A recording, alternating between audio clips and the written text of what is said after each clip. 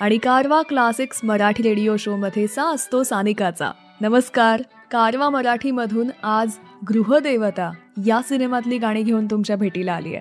1957 सालचा हा सिनेमा, जो त्या काळी ताश्कंद महोत्सवात दाखवला गेला, जो रशियन फिल्म फेस्टिवलमध्ये सुद्धा गाजला होता. सिनेमाचे दिग्दर्शक होते माधव शिंदे. कथा होती नाग करमरकरांची, पटकथा आणि संवाद होते ग.रा. कामत यांचे आणि संगीत होतं वसंत प्रभू यांचं. इतकी वर्ष उलटून गेली असली तरीही या सिनेमात एक जादू आहे. हा कौटुंबिक सिनेमा आहे.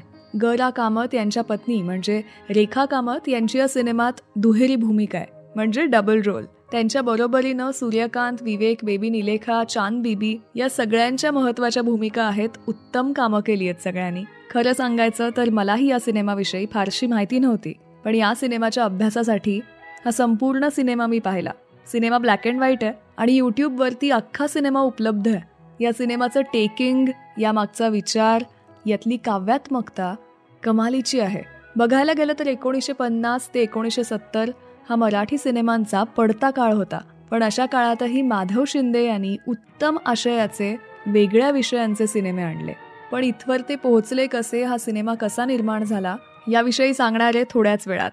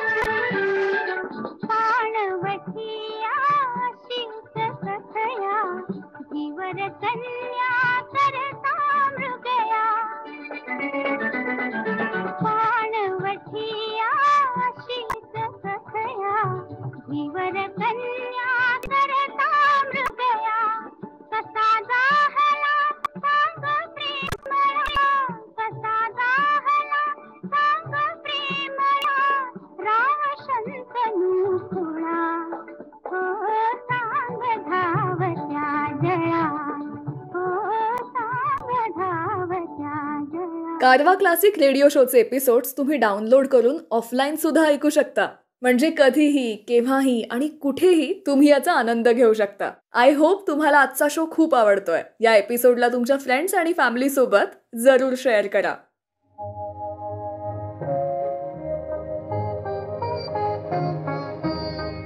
गोड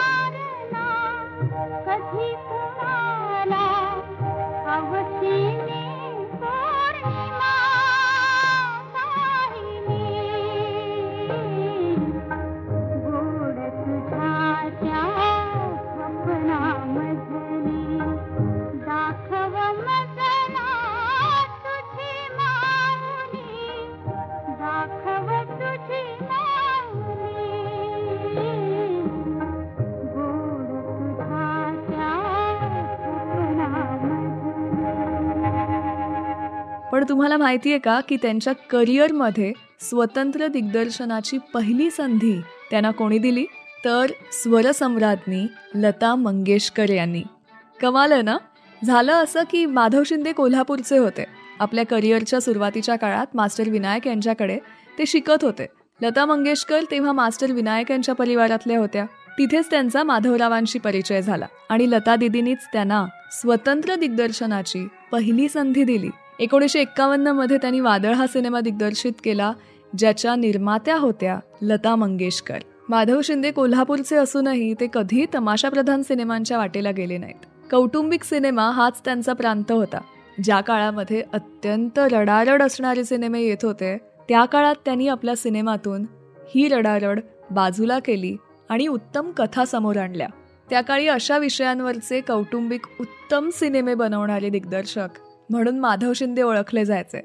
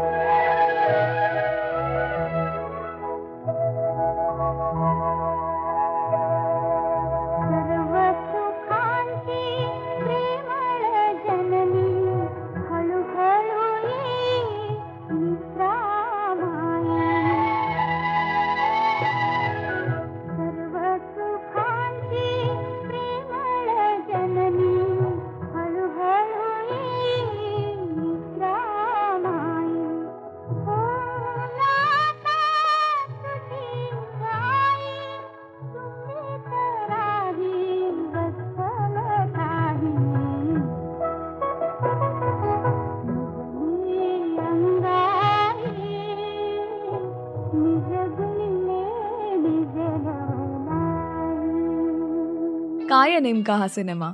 तर एक सुखी संसाराचं चित्र आपल्यासमोर येतं, जिथे पती पत्नीचं एकमेकांवरती प्रचंड प्रेम असतं. त्यांना लहान मुलगी असते. विनायक आणि संजीवनीचा हा सुखी संसार सुरू असतो, पण त्याची नोकरी जाते. त्याला लगेच दुसरी नोकरी मिळते, पण ती परगावी असते. याच परिस्थितीत आपल्या बायकोला दिवस गेल्याची बातमी त्याला समजते.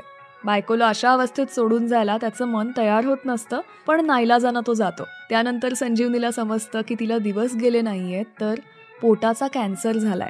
या दरम्यान विनायक जिथे परगावी असतो तिथे सुलभा नावाची एक तरुणी त्याच्या प्रेमात पडते. तो जेव्हा ही गोष्ट त्याच्या पत्नीला सांगतो की माझ्या मनात असं काही नाहीये, पण तिच्या मनात आहे, तेव्हा तू आधी इकडे लवकरात लवकर निघून ये. तेव्हा संजीवनी मनाशी ठरवते की आता बेबीला, त्यांच्या मुलीला सुलभाचा लळा लावूयात आणि आपण जगाचा निरोप घेऊयात. आपल्या आजाराविषयी पतीला कळू न देता मी गेल्यानंतर माझ्या पतीचं आणि मुलीचं आयुष्य व्यवस्थित चालावं यासाठीची खटपट संजीवनी करते. हे सगळं पाहणं अर्थात खूप इमोशनल आहे. सिनेमाचा शेवट काय होतो हे आता मी सांगत नाही. सगळंच सांगितलं तर त्यातली मजा निघून जाईल. सिनेमा ब्लॅक अँड व्हाईट असला तरी कथेचे अनेक पदर आहेत. वेगळ्या छटा आणि रंग या सिनेमाचे आहेत. 1957 साली रौप्य पदक म्हणजे नॅशनल अवॉर्डनं गौरवण्यात आलेला हा सिनेमा म्हणजे गृहदेवता.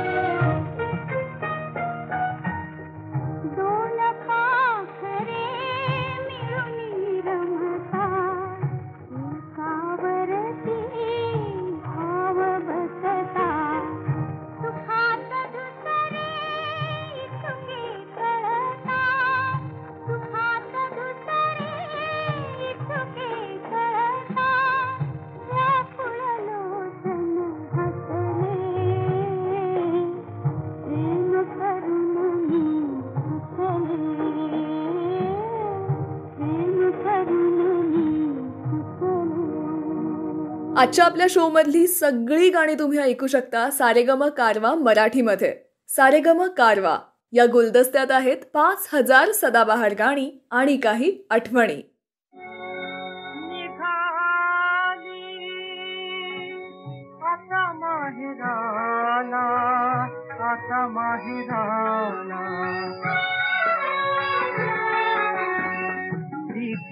संसार आजवरी केला कन्या ही निघाली आता माहेराला. प्रीतीचा संसार आजवरी केला कन्या ही निघाली आता माहेराला. प्रीतीचा संसार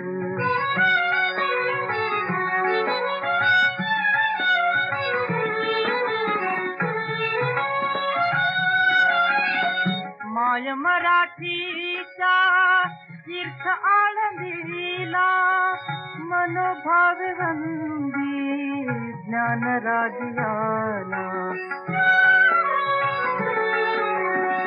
माय मराठीच्या तीर्थ आळंदीला मनोभाव वंदी ज्ञान राज्याला.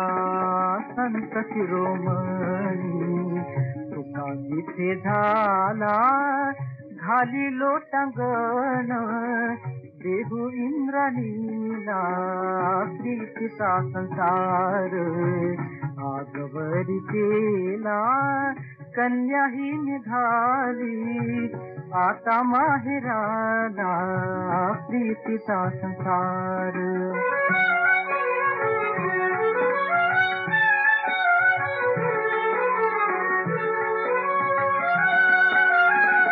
निर्वाणीचे स्नान करी भिवरेला माय मंदिराच्या आली पायरीला. निर्वाणीचे स्नान करी भिवरेला माय मंदिराच्या आली पायरीला. घाली पायी मंदिरी ठाईला कोटी धरी आई तुझ्या गमुलीला प्रीतीचा संसार आगवरी केला कन्या ही निघाली आता माहेराला प्रीतीचा संसार. आजच्या आपल्या कारवा क्लासिक्स मराठी रेडिओ शो मध्ये आपण इथेच थांबतोय. आज तुमच्याबरोबर जे काही शेअर करू शकले या माहितीचे संदर्भ मला IMDbच्या वेबसाईटवरती आणि मराठी फिल्म डेटा यांच्या फेसबुक पेजवरती मिळाली. यांचे मनापासून आभार. मी सुरुवातीला सांगितलं तसं 1957 सालचा हा सिनेमा होता. ब्लॅक अँड व्हाईट सिनेमा आहे. अनेकदा अभ्यास करणं, संदर्भ शोधणं कठीण होऊन बसतं आणि जिथून कुठून संदर्भ मिळतील जे काही कळेल ते सगळं खूप मोलाचं ठरतं. आणि तुमच्यासारखे रसिक श्रोते कार्यक्रम ऐकणार याचं मनावर फार मोठं दडपण असतं. मला काही सांगायचं असेल, सुचवायचं असेल तर इंस्टाग्रामवरती सर्च करा _सानिका किंवा गुगल करा सानिका मुतालिक. तुम्हाला अनेक वर्क लिंक्स पाहायला मिळतील. पुढचा एपिसोड कोणावरती करावा असं तुम्हाला वाटतं हे कॉमेंट सेक्शनमध्ये नक्की सुचवा. एपिसोड आवडला असेल तर मनापासून दाद द्या. काही खटकलं असेल, चुकलं असेल तर माफ करा आणि सारेगम मराठी चॅनलला सबस्क्राईब करा जेणेकरून आपल्या एपिसोडची एकही अपडेट तुम्ही मिस करणार नाही. पुन्हा भेटूयात नव्या भागात. तोपर्यंत नमस्कार.